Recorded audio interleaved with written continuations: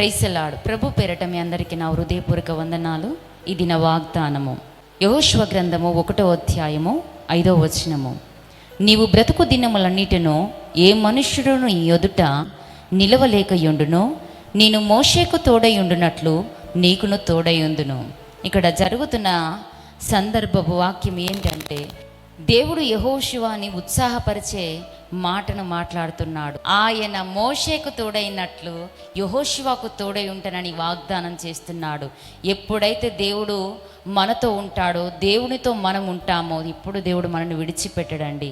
నువ్వు బలహీనపడుతున్నావా, నలిగిపోతున్నావా, ధైర్యం తెచ్చుకో. యెహోషువతో మాట్లాడిన దేవుడు ఈ దినం నా వాగ్దానం ద్వారా నీతో మాట్లాడుతున్నాడు. నువ్వు చెయ్యి ప్రతి ప్రయత్నంలో దేవుడు నీకు తోడుగా ఉంటున్నాడు. నువ్వు చెయ్యి ప్రతి పనిలో దేవుడు తోడుగా ఉంటున్నాడు. నువ్వు చేస్తున్న ప్రతి నాయకత్వంలోనూ నా తండ్రి నీకు తోడుగా రాబోతున్నాడు.